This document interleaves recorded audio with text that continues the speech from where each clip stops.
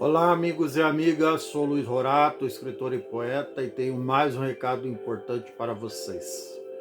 Antes, eu gostaria de pedir que vocês compartilhem o meu canal, inscrevam-se, não custa nada, ative o sininho para receber novos vídeos e dê aquele like caprichado, aquele joinha. Lembrando que neste canal eu tenho 8 playlists divididas por assuntos a saber: como ser criativo, como fazer sucesso e ser feliz, como ser romântico, experiências de vida, educação e cidadania, o povo e o poder, se eu fosse presidente e projetos de lei que o Brasil precisa. Dito isso, vamos ao assunto de hoje.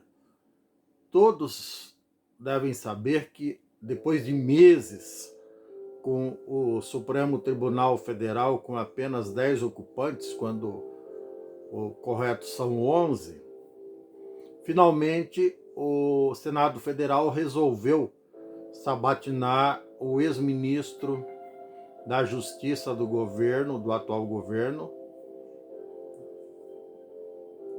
para ocupar a 11ª cadeira do STF.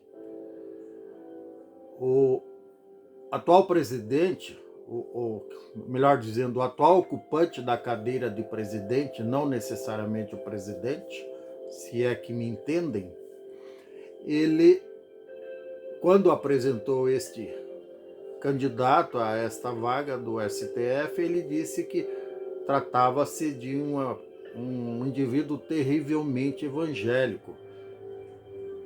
É uma expressão até certo ponto inapropriada, digamos assim, mas semânticas à parte, ele quis elogiar o pastor André Mendonça, do jeito dele, né? Do jeito tosco do indivíduo.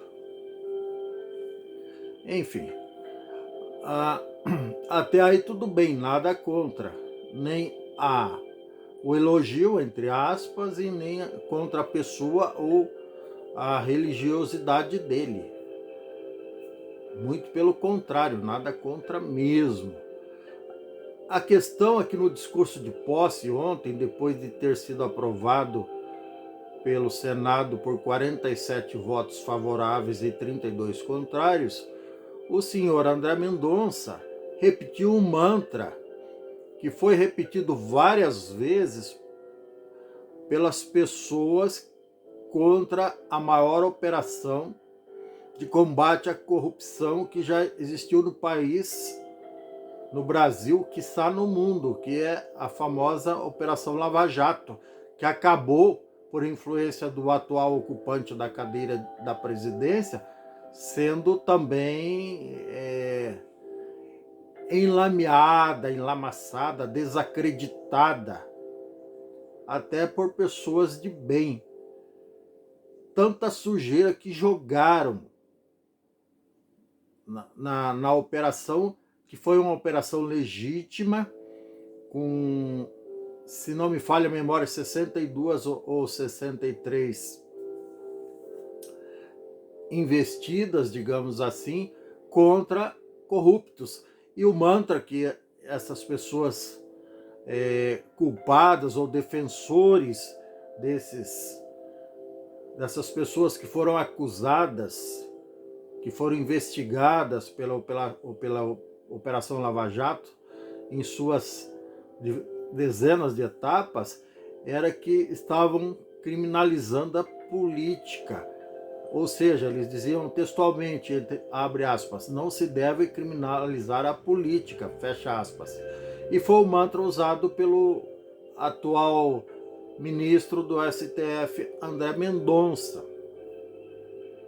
Ora, vejam bem, ninguém nunca criminalizou a política ou a medicina quando um indivíduo que não se formou em medicina é pego praticando charlatanismo, se passando por médico ou usando a medicina para iludir as pessoas, ou até em situações piores, para dopar mulheres e estuprá-las depois, como já teve denúncia aí de alguns casos, ou usando também cargos religiosos, padres, pastores e curandeiros, para esse mesmo fim ignóbil, para esse mesmo fim nefasto de iludir pessoas, dopar pessoas, e mulheres principalmente, e até crianças, e depois abusarem sexualmente dessas pessoas. Isso é muito triste. Então não se criminaliza nenhuma ciência, e a política é uma ciência. Talvez o atual ocupante do cargo de presidência, da presidência, não saiba que ele é contra a ciência também. Ele é um negacionista assumido. Ele é contra a ciência e não sabe, provavelmente, que política também é uma ciência, que tem como objetivo reger normas para se administrar cidades, países, nações, até empresas e bairros e assim por diante, condomínios. Se pratica política até num simples condomínio, por menor que seja. Então, a ideia das operações nunca foi criminalizar a política, e sim separar o joio do trigo, retirar do seio político pessoas, criminosos que usam a política para se locupletar, para enriquecer ilicitamente, por diversas formas, como foram denunciados contra indivíduos que fizeram isso da direita, da esquerda, do centro, de qualquer segmento político, de qualquer partido político, dos 33 que existem no Brasil. Não houve discriminação ideológica nem político-partidária durante essas operações, muito pelo contrário.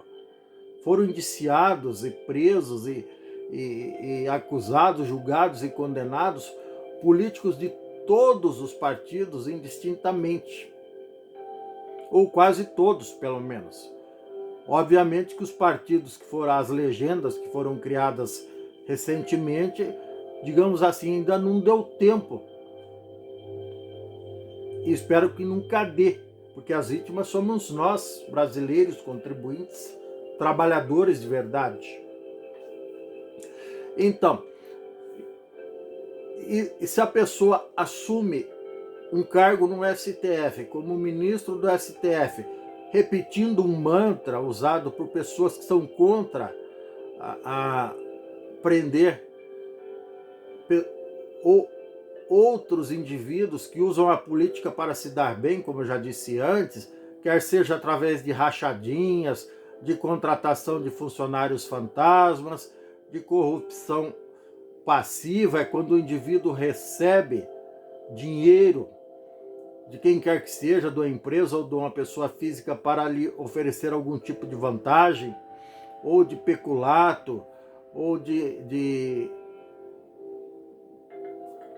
superfaturamento, conluio para superfaturamento, ou prêmios, como era o caso do ex-presidiário que foi presidente, que recebeu, mesmo depois de estar fora da política, recebeu vários presentes, tipo o triplex do Guarujá, o sítio de Atibaia, que ele dizia que não era dele só porque não estava no nome dele, mas estava no nome de Laranjas, continua em nome de Laranjas.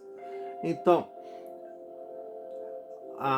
as operações da Polícia Federal, juntamente com o Ministério Público e com toda a força judiciária, digamos assim, aí de primeira instância, segunda instância e até o STJ, que é o Superior Tribunal de Justiça, e o Supremo Tribunal Federal, são pessoas que até prova em contrário merecem a nossa confiança, pela idoneidade pessoal de cada um e pelo trabalho que executam, e sobretudo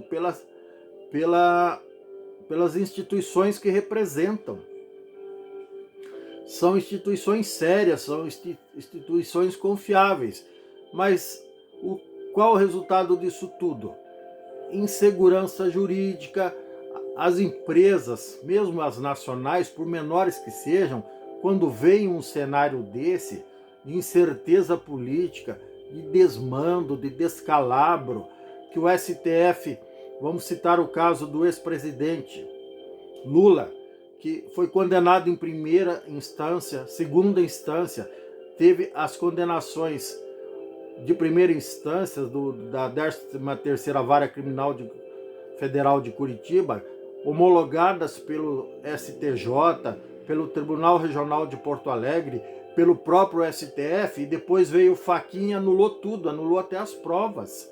E agora estão querendo devolver todo o dinheiro, desbloquear todos os bens do indivíduo. Então, um país desse, com esse tipo de gestão do executivo, com esse tipo de gestão do judiciário, não passa confiança para ninguém, não passa confiança para investidores. E é por isso que hoje acabou de ser noticiado que o país não cresce, entrou em recessão técnica, é o segundo trimestre seguido que ele tem queda no PIB, no Produto Interno Bruto, que é a soma de todos os bens e serviços produzidos pelo país. Porque os empresários, os investidores internacionais não sentem confiança num país desse, que é uma república de bananas administrada por incompetentes. É uma república de bananas administrada por pessoas desqualificadas, pessoas que não são confiáveis, que não passam confiança. O próprio judiciário uma hora diz uma coisa, outra hora diz outra. Não existe coerência nos julgamentos. Isso quando se trata de defender político. É um tal de manda para a primeira instância, depois que o cara é condenado na primeira instância, com aval dos tribunais superiores. Aí não foi só o caso do Lula, teve outros casos também, do Flávio Bolsonaro, do filho do atual ocupante da cadeira de presidente, também, na questão das rachadinhas lá. E essa gente só está enriquecendo. O Flávio Bolsonaro, 3 meses atrás, comprou uma mansão de 6 milhões. Ele não ganha para isso. Então é tanta maracutaia, tanto esquema, tanto favorecimento, tanto compadrio, tanta furelada, nem sei falar essa palavra direito, tanta trapaça, tanta vigarice, que ninguém confia mais. E o resultado é esse, recessão técnica. No segundo trimestre deste ano, a economia caiu 0,4%, agora no terceiro caiu 0,1%. E o cenário para 2022 vai continuar igual, não vai mudar nada, até porque o ocupante da cadeira de presidente vai ser o mesmo. E o cara é despreparado, eu tô careca de falar isso, já falei isso 400 vezes. O cara é despreparado, ele não tem conhecimento de administração, de gestão. Aí o desemprego vai continuar crescendo, embora tenha dado uma folga nos últimos meses, por conta das contratações pré-natalinas, mas quando chega em janeiro, historicamente, vai todo mundo para a rua de novo, infelizmente. É o que vai acontecer. Vai voltar a crescer o desemprego, infelizmente. Não se investe em ciência, não se investe em cultura, porque o governo é ideologicamente contra. O atual ocupante da presidência se cercou, com raras exceções, de um bando de gente tão incompetente quanto ele, para ficar bem niveladinho, para ocupar os vários ministérios, 28 que ele já tem. São raros os casos de competência nesse atual governo. Raríssimos. E daí o país não vai crescer mesmo. E daí não adianta não adianta a nossa opção religiosa, não adianta ser terrivelmente evangélico, não adianta ser terrivelmente católico ou terrivelmente ateu. Não há oração que dê jeito a governo incompetente. Porque qual o resultado de um lógico, inevitável, inexorável de um governo incompetente? É um desgoverno, é um salve-se quem puder, é um Deus nos acuda. E é isso que vai continuar acontecendo, que Deus nos acuda, tá certo? Porque este governinho que aí está, como diria o saudoso Brizola, não vai dar jeito mesmo, porque não tem competência para administrar um país. Tá certo? Um abraço.